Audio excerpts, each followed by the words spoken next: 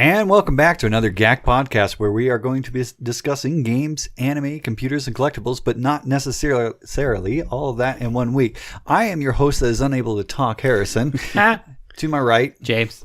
And to my left, Faust. And we're going to talk about things that we've found interesting for this last week. Mostly things that he's found interesting. Look, you leave it up to me. Yeah, and you know this is what we talk about. And you know you're going to get something like you consider boring because it's all. I'm like, oh look, math is involved in statistics and analytics and business news. And business news. And then the fan thing goes, I'll sleep. We don't really have. Shut up. Our fan base is on snooze. On snooze? I can't talk either. It's on snooze, yeah. That requires having a fan base for it to be on snooze. Thank you for watching. Yes, thank you for watching, folks, or listening to us in podcast form on the iTunes or Google Play Store in your car while you drive. Yeah. You know, hopefully we haven't caused any wrecks yet. If we did, it's because they fell asleep at the wheel. Yeah. Yeah. So what's these interesting things you have to talk about? So, firstly, with the newly crowned season of Overwatch Professional League, the Overwatch League, or the OWL, as it's called, there has been a lot of stories involving Las Vegas becoming the sort of hub for professional esports gaming. Makes sense. Is kind of jumping the gun. Sort of, it's either late to the starting line, or jumping the gun, depending on where you look at it. Because esports have been going on for a long time, and professional televised esports have been going on plenty too. And I've seen plenty of that from League of Legends to CSGO, and even previous to that there was Counter-Strike, and I believe there were even professional events held for like Quake match and stuff like that. So the fact that this stuff happens, and Vegas is a place for it, okay. Saying that Vegas is trying to court this sort of thing is okay, but saying that, Vegas, it's like this. They've already done this kind of stuff in Vegas. They've done this stuff in Vegas. They've done it in Atlantic City. They've done it all over the place. Major cities, minor places. It's just what happens with these sort of scenarios. The difference this time is, the Overwatch League has had basically a lot of money injected into it by Blizzard, and to form a team, you had to have $20 million. Okay, so if there are 8 or 10 teams, and the owners have injected $20 million to this. So you're talking about $200 million plus the money that Blizzard themselves has injected into it. Vegas goes, oh, really? Money? Money? We like say? Money. Yes. Our economy is doing shitty, so we need the money. Yep. Yeah. There was a certain amount of backlash in that with the teams being rolled out. Blizzard made it possible for anybody really to get access to the player skins for the character skins for those teams. But you had to pay, what was it, like $2.50 per skin. Yeah. So, I mean, it's, so you can buy the one and support the one that you like, or if you're on the team, play with that skin. And I think that's perfectly acceptable. What it is we have a bunch of whiny, entitled little kids who think they should get everything for free on the internet. Versus when you're trying to make this a legitimate sport, jerseys are not handed out for free when you want to support the team. Okay. So that's one way of looking at it. Yeah. Yeah. So, that's So quit being entitled, little whiny. I can understand. I deserve everything for free. I can understand if you couldn't pick the jersey that you wanted, and you had to, you couldn't pick the skin that you wanted, and you had to basically pay $2.50 for a spin on a slot machine to get the one that you wanted, and keep paying until you get the one that you want. Which is one of the reasons why I'm not sitting here just rabble gambling, loot boxes, blah. Jim Sterling is doing plenty of against all of that. So if you want to know about how I feel about loot boxes and gambling and video games in general, just go watch Jim Sterling and the Jim impressions that he's been putting up. I feel lost. You don't have your something? I found it. Yeah. It's amazing how things work. How the hell? Why would you put it there? Anyway. I don't think I put it there. Yes, you did. You did. I saw you. You saw me? Okay. So, the fact that they're going to be putting this in Las Vegas, I'm like, yeah, duh. It's one of the few places that they could be putting it and have any sort of recognition with it. But Las Vegas is perfectly positioned for this sort of thing. It's somewhat centrally located in the western side of the United States. It's a place that is used to that amount of Traffic. that people coming in, that has the venues, has the area They could do California. that kind of thing. They could. The thing about it is, while something like Overwatch and esports in general is a sport, it should be recognized as such, and it should be, it should have the same level of grandeur and marketing and all of that kind of stuff. I'm fully supporting esports. I like the idea of video games being done professionally, but it's not exactly a stadium sport. Well, You could make it that way. It kind of is. I mean, when they do the World Cup and everything, yes, they have it in a stadium. They have really big TVs, so you can do what's going on. And they actually did a really good job with the commentators for it during the World Cup this last year. And they did that, I think, in Anaheim. But yes, they can do it. The thing is demographically, Vegas makes sense because you got typically these are all male teams right now, which is its own controversy because there's no professional ladies that were signed. And Moving on. And no, hold on. There was none of those that were signed, and but it's predominantly been male dominated and young male dominated. So you get betting, you get everything along with that, and even with the e-girls teams, they're actually one of them is based itself out of Vegas here recently, and they are just being as sinful as the guys. So, and that's the thing. It's like, video games and everything else that goes along with it is going to have a better reception in Vegas than some other places. So, for right now, it is a good place to have it. Any thoughts? No, he's got a point. Yeah. He's got a point on that one. I was just listening. Yeah. But I still would do California, or I probably would do like... Well, you're probably, of the three at this table, like, he went whole hog into Overwatch because he just kind of did that, but he cycled out of that. You still play Overwatch with some regularity. Yeah, I enjoy that game every day. I cycle in and out depending on where I feel for it, but I also play competitively. Yeah. So... And I don't really like the idea of having, myself rated up against a bunch of other random pubbies. Random schmucks. Because I'm a random schmuck, and I don't want to know how my schmuckery rates in the list. You don't want to be rated in a schmuckery? No. You want to be schmuckery low? You want to be schmuckery high? Well, with this, it's like we've had the Counter-Strike tournaments there already, and there's YouTubers there in Vegas, and there's lots of stuff that goes on there. The only other place is California, where they have Switzerland. Who watches anything in Switzerland? The thing is, yes, it is. I mean, right now the OWL, Overwatch League, seems to be primarily an American thing. While the game itself has been rolled out worldwide, Blizzard itself is a global company. The other games that it supports, that multiplayer servers for, have servers in Europe and what have you. Right now, a story concentrating in Las Vegas. I'm not saying that's going to be the heart of American Overwatch League, but I'm pretty sure that they have sister cities, both in Europe and probably further east. Yeah, that will take up for. They should host it here in New Mexico.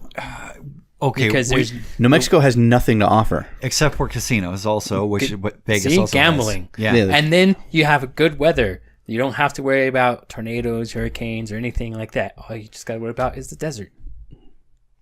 I don't know. Right now, we're in the middle of a bit of a chill streak. Shut up. The only I want it to be listed here so I can go watch it in person.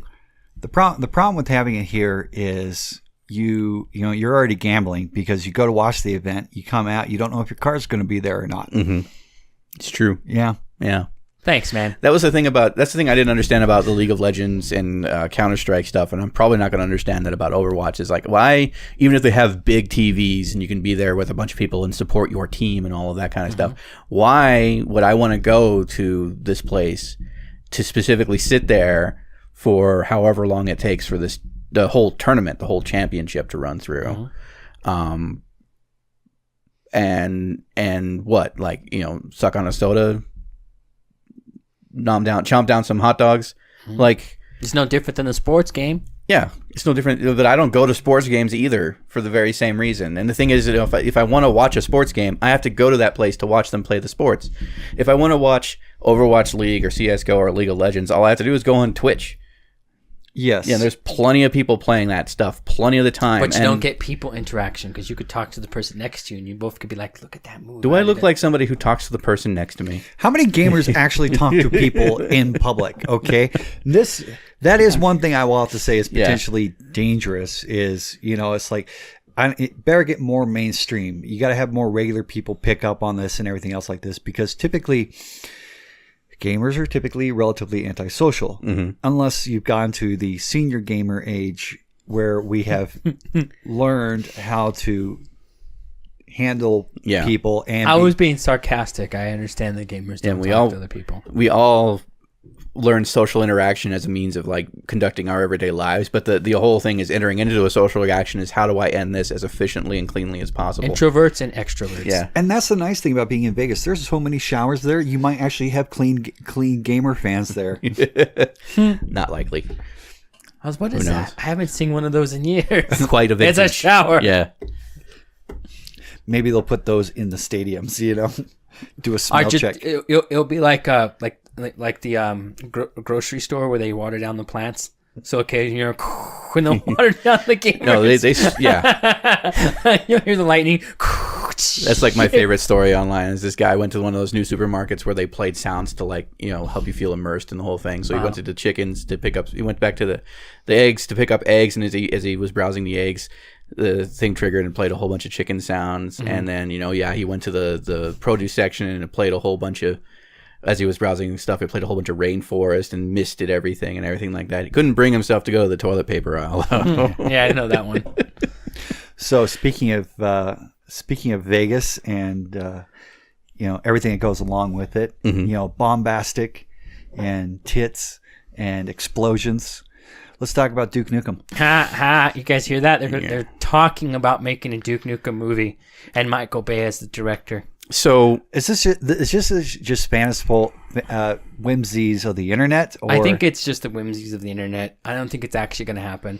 That'd be interesting, though. I don't know about Michael Bay being the director of it, but So if you follow, this actually looks like it might be legitimate. This is just not the whimsies of the boards of the internet. No, it looks like when they're saying new Duke Nukem movie is in the works, potentially starring John Cena. Yeah, John Cena as a Michael Bay's company Platinum Dunes appears to be behind the production. I'm like, There'll be lots of explosions because that's what Michael Bay does. And the thing is I don't think they can. Hollywood can't fuck up with Duke Nukem because this is 100%.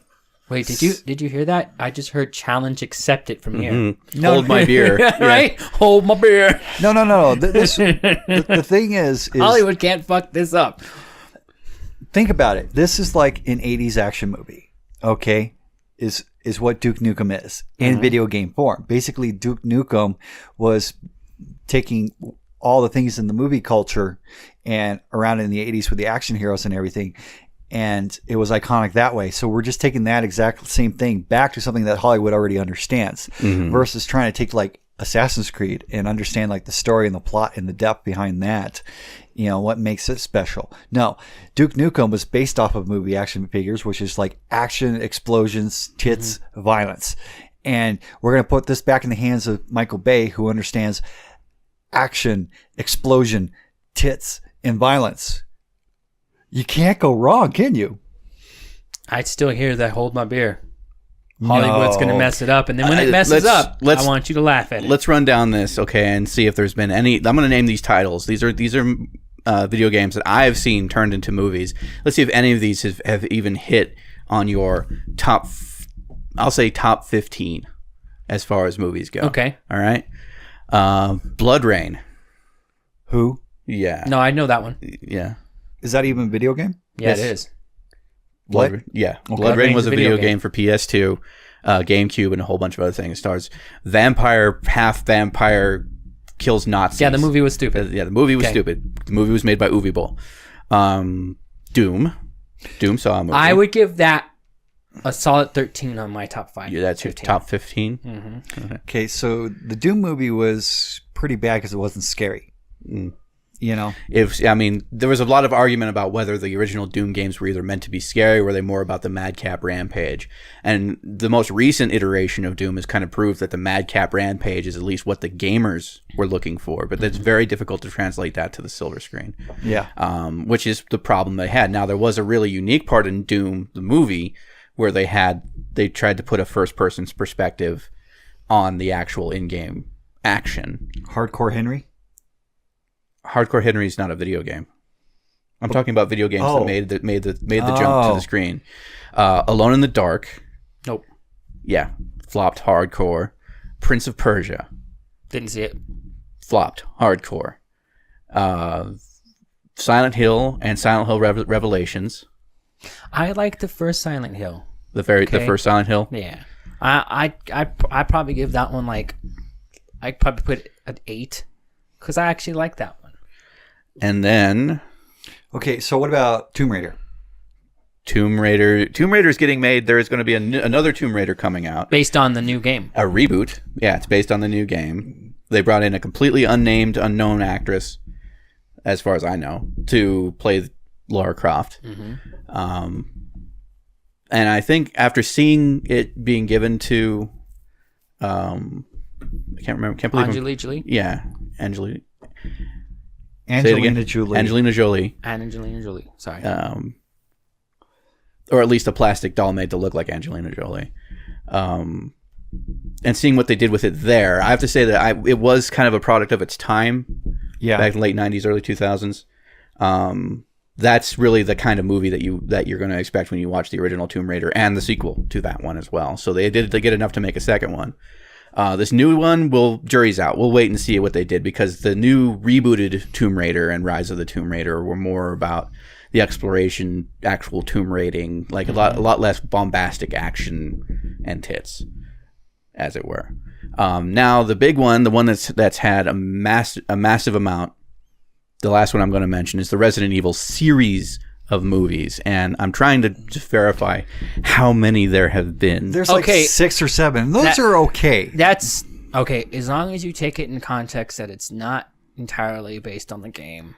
So yeah. But I like it. So this is Paul W.S. Anderson as the writer-director for Resident Evil. Let's see here. And then it goes Resident Evil Apocalypse, Resident Evil Extinction, Afterlife, Retribution, and The Final Chapter, which was released in 2016. I'm pretty sure that there's been one since then. They're working on. I think they're working on another one. Yeah. Actually, I think it is closer to the games. Yeah, those are closer. I mean, the thing is like the Resident Evil series. Mila Jovovich actually was a fan of it, and she's a gamer. So they did relatively well with capturing the spirit of Resident Evil and the plot behind it, because Resident Evil is not exactly all scary. It's more about the story behind it. The first one was kind of scary, but not the rest after it. The first one was Capcom trying to be a survival horror. It was because survival horror was the thing. Silent Hill and Fatal Frame were really kind of rocking the boat with horror as a video game genre, and so they wanted to cash in on that, and so they made Resident Evil. Okay, but it was more camp than anything. Yeah, and it remained camp until. And then Resident Evil 3 was a good one. I like that one. Camp. That one was good. So and I like how they brought Nemesis into the movie. Yeah, I like how they said it was more than just one main bad guy, because Nemesis, the main villain, the big guy. Yeah. It was supposed to be a project that's multiple people, except a lot of them didn't pass it except for one guy. Yeah. And I like that. Yeah. So then those are the movies that I'm willing to bring up. Now, I see that you've looked up a list here. Mortal Kombat. That was a good movie. Yeah, it was a good movie. Before its time. It was. Mortal Kombat was kind of like, as a game and a movie, was both sort of optioning the America's fascination with kung fu and martial arts in general. You can't fuck that up. That's really hard. It's like they tried. They really tried. It's a fighting game, and they almost did. And it's a fighting movie. Yeah. Okay, and it had a really good soundtrack. Okay. It did. Yes, it did. The soundtrack really did kind of like open. And I did like that about and, Resident Evil too. I like their soundtracks. Yeah.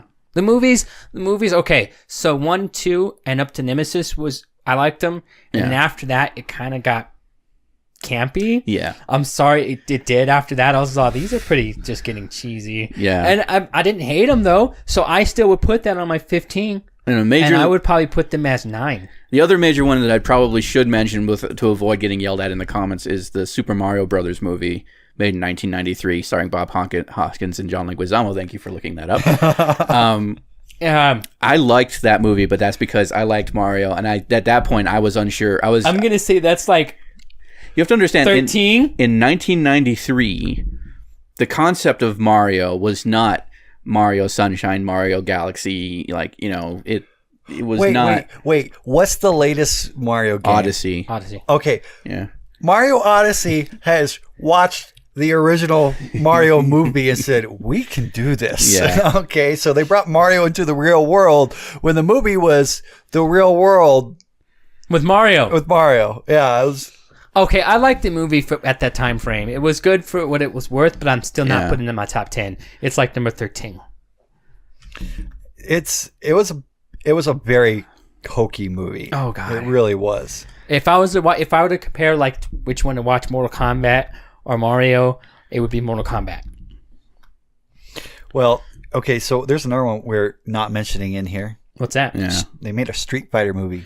They did. Jean-Claude Van Damme. Yes. That was Raul That Julia's. was the best movie. No. At the time. That was Raul Julia's last movie too. And in Bison's the actor. That's Raul Julia. Oh, okay. Yeah. He died during the production of that movie. Now, by 1993, the only Super Mario Brothers games that we had seen, the only games even containing Mario in it, were Super Mario World. I'm looking this up right now. There was a lot by then. So in the actual ones, let's see, Dr. Mario was 1990. Mario's Missing was 1993. Why are these not chronological? They're not. You fail, Fandom Wiki. So with the Mario thing, Mario and Wario was 1993. What about it? There's 2 other video game movies we have to mention. What's that? Wreck-It Ralph. Oh, I forgot they made a Wreck-It Ralph movie. See, that's bending it a little bit because it's a bunch of video games being shoved into a movie. It's not a movie that is based on the plot of a singular video game that exists. True. That exists. Wreck-It Ralph does not exist. Okay. But a lot of those other video game tropes in there did. And then, yes, Angry Birds got a movie, but that's more Rovio. Is that the right people? That's more Rovio being able to option Angry Birds into everything.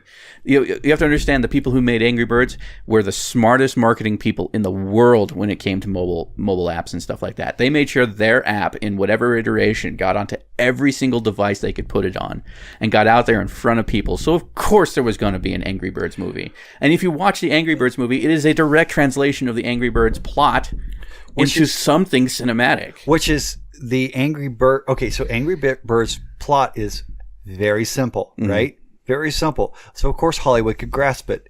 Hence why the Duke Nukem movie will actually work. And then there's also Dragon's Lair. That was a video game. Okay, name me. I'll go the other route here. So you said it's the quintessential 80s action movie. You know, guns, explosions, machismo, and tits. Yes. Yes. So, since then, the only thing that I can think of that it contained in any semblance guns, explosions, machismo, and tits were the Expendables movies. Yes. And while those were popular with a certain amount of audience, they certainly couldn't be counted as having the big, massive blockbuster audience that you are saying is going to draw for a Duke Nukem movie. I'll say I'm not going to say it's not going to be successful. I'm just saying a Duke Nukem movie is going to have a very niche appeal. It's still going to be successful, especially if you're going to let's say they do put somebody like John Cena, in it. They're going to get a lot of people. Let's say they do well. I don't see The Rock doing it. I don't see The Rock doing it. But John Cena doing it. Yeah. That would be like, yes, because number one, you got that star power, behind it. John Cena would be able to draw in some people. We'll see. If they can see him. Fucking internet. What do you mean? That's the thing. Oh. You can't see John Cena. You can't see John Cena. I think it's going to be very niche, and this is because I actually had to watch the industry as far as video game movies were concerned because a video game series that I very, very much love was in talks to make the transition and be an actual movie. And it had been, I mean, the game itself had spawned comics and novelizations and stuff like that to expand the universe. My Little Princess? Yes. What the fuck, My Little Princess? What? I play My Little Princess all the time. I am absolutely fanboy about My Little Princess. And you can take that as a soundbite. Borderlands, which I have banged on about plenty. No, really? Borderlands was actually at one point in talks, had a producer, had a studio behind it, was going to make a movie. And I had to go and research this because I was getting really excited. And that's where I learned, getting into the industry, that if these things come out just because they're coming out in media and trying to generate hype doesn't mean that that's actually going to happen. Just because they have so many amount of people or crew or writers or whatever on board doesn't mean that it's actually going to come to fruition. If a studio thinks that a movie is not going to fly, they're going to pull the plug even if it comes to the last minute until they have spent a certain amount of money in production on it. Okay, so besides the Expendables, Deadpool. Deadpool is action, explosions, tits. That's based off a comic, not Where a are the video tits game. in Deadpool? Yeah, where are the tits in Deadpool? There's no tits in There's Deadpool. like not really much tits in Yeah, Deadpool. there was no tits in Deadpool. No, there was tits in No, there Deadpool. wasn't. Yes, there was. No, there was Wade in that stupid red suit jacking off with a unicorn on his face. No, remember they had like remember the whole montage when they were like having all the their days? relationship was Yeah. just a whole bunch of fucking. okay, Yeah. So yeah, So no, there was tits, and yeah, I'd give it at least a what's that one 90s action movie with Steven Seagal in it? Under Siege. Yes, That's Yeah. not Steven Seagal, is it? That's an Under Siege level of tits. Okay, still has tits. Yeah. Oh, yeah, that is Steven Seagal. Yeah. We're gonna get in so much trouble. Okay, So look, this is episode 69. Okay, fair point. Fair point. if you're still listening at this point, you know what you signed on for. Yeah. So with all of this, I mean, it's like, look, they did Deadpool, they did it well, and they were true to that. Okay, and because of the cyclical nature that would happen if they made a Duke Nukem movie, I'm pretty sure they're going to make it well. The thing is, as long as you have somebody that is a fan behind it, or But I don't think John Cena has that voice, though, of him, because he's like, action man. We have to understand the other thing is, at one point, and we said this with the Duke Nukem Anniversary Collection when we covered this on the show weeks and weeks ago. But the problem with Duke Nukem is that when it's not that Duke Nukem has been neglected or misused in like it's been ignored. It's that it's been overused. Duke Nukem came out, and 1 and 2 were these passable Apogee 2D platformer shooter kind of things that were kind of all right, mostly generic. But then 3D came out with the build engine, and the fact that the build engine was so top of the line, the fact that it pushed graphics and level design to the max, the fact that it had these, pushing the limits of video game censorship with strippers who open their tops for you, and pig cops, and going hail to the king, baby, and everything. Yeah, and the fact that was there drew in enough of an audience that they took the Duke Nukem, and just went overboard with game after game after game, trying to capitalize on that whole thing. And the whole idea behind it was supposed to be this crass machismo kind of guy and tits. That's what they really kind of needed. But there were games all over the PlayStation, all over the consoles for it. There were multiple talks about the Duke Nukem Forever and constantly trying to develop a new engine or something like that. 13 years. I still have the magazine where they talked about Duke Nukem Forever in 1997. Now, since Duke Nukem's popularity began with Duke Nukem 3D, they'd been talking about a movie translation. They'd been wanting to make a movie, and I think they were scared off it probably around the same time that Mario Brothers came out, and people didn't know what to think. Right. Because that movie does not in any way translate to the Mario games that existed at the time, which was Super Mario World on back, which were these, fun, cartoony, kidsy things. And then you've got Dennis Hopper turning into a dinosaur, and they're the actual Mushroom King. And it's what they did with the Goombas, The Bomb was cool, though. I still do want a Babam. I think. Yeah, but that... A little wind-up walking Babam. That's not exactly how the Babams work. The Babams were supposed to be at least as tall, almost as tall, if not half as tall as One little Mario. thing does not make the movie redeemable. Yeah. Okay? Yeah. Megan Fox and Transformers did not make Transformers redeemable. Oh, you love Transformers. Don't lie. I like the first one and the third one. You know, I haven't seen the fifth one, but I wasn't into Transformers growing up, and I liked the idea of the Transformers, but I what they did with the Transformers cinemagraphically, and the transforming effect, and then all of this, like if the spark touches any kind of technology, it just creates more kind of thing. I was okay with most of it, but Yeah. before we get into an entire sidetrack on the Transformers, We're going back to Duke Nukem. I think we should actually move on. Yeah. Okay. What else do you got to talk about? What's there? Oh boy. Oh, so is this where we get to the boring part? So, All right, bye. Fall asleep now. Remember to like, comment, subscribe. All right. Boy man's talking now. Yeah. All right. Pull up my phone. No, this is actually Hold on. kind of interesting because we'll go over a couple of things Yeah. here. As he talks, I slowly pull up my game. So Dell, speaking of games, Dell's doing something weird. Okay, so Dell went to being a private company from being a publicly traded company. They did this about 4 years ago. And since then, Dell has managed to get themselves out of the penalty box and doing better and everything like that. They've acquired some brands like ECS Storage and everything like this, and basically got their act put together. Well, now Michael Dell is looking at making the company public again. So they're thinking about doing an IPO again. yeah. And like, what? It's like, wait a minute, you're going to go back to being public? I don't get it. So I can understand. Alienware's been doing good under them. I can understand Yes. some of those words. The concept of trading publicly is just something that a company does once it becomes big enough, because being able to be publicly traded in some ways has an effect on increasing the value of your company. But it means that you are beholden to these investors, public investors, to continue generating a profitable increase in percentage for them. Correct. So the reason that Dell went from being publicly traded already to private was because they were not in a good place. They were suffering a lot of upsets from their investors because they weren't selling the product that they could. They had a lot of competition they weren't keeping up with.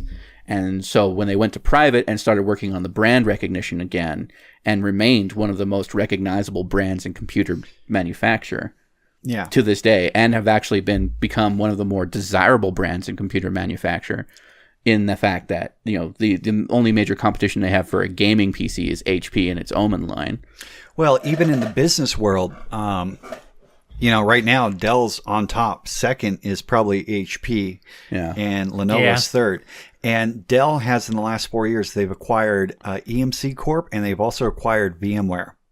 Oh, nice. Wow. Yeah. VMware, huh? Yeah, they've been doing really good. Where I work, that's number one thing that we pick a lot of the times. Before I change to my new job, is I would recommend Dell. Yeah. Dell would, because I know Microsoft has their stuff like the Surface and all that, but Dell was reliable.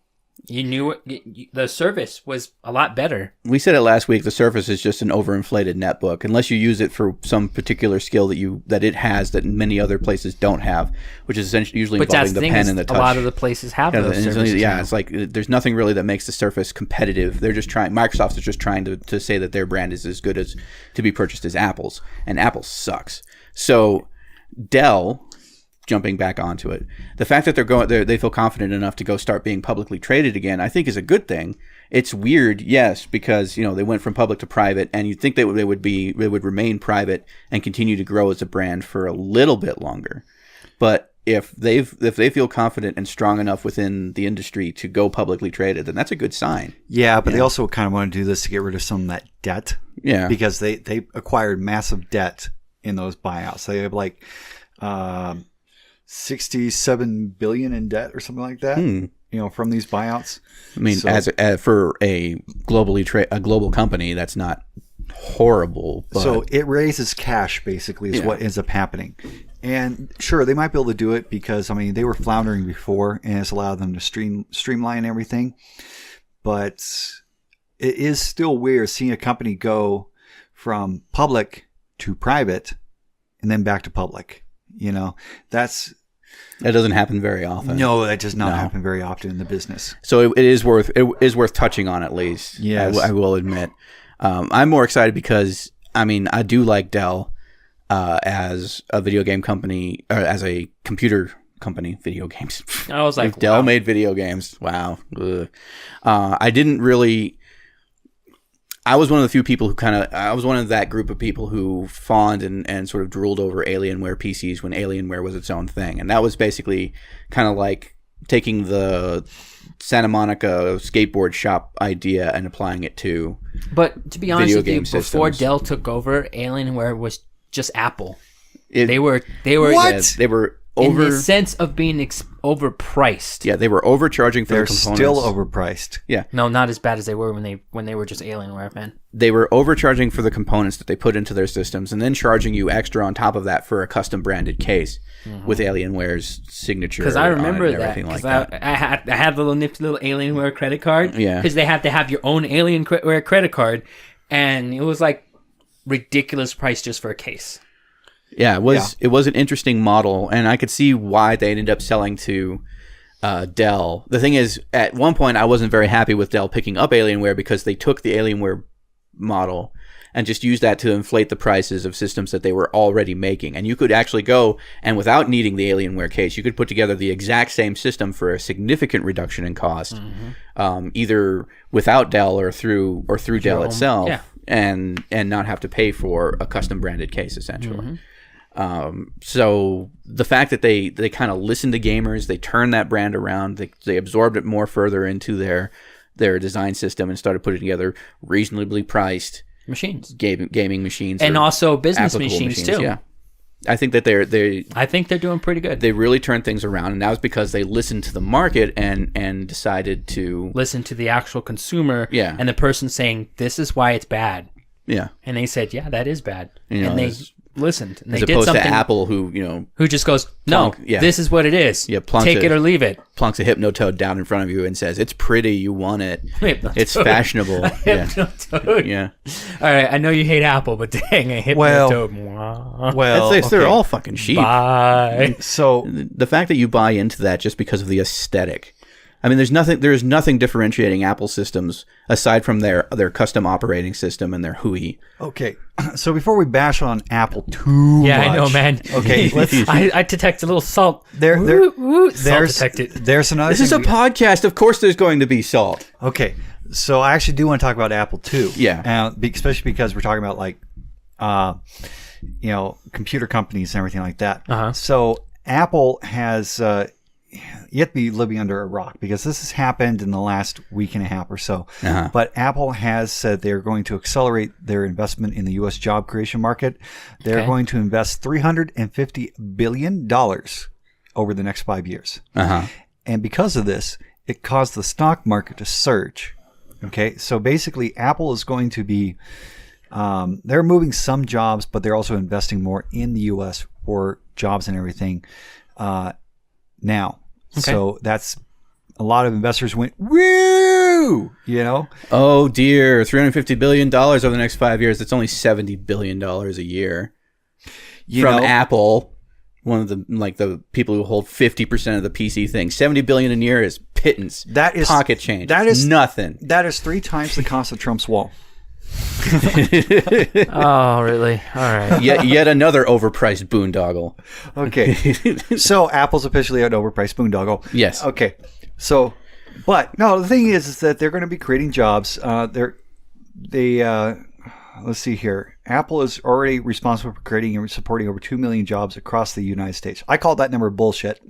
Okay, because they're probably talking about the truck drivers, the Apple Store people.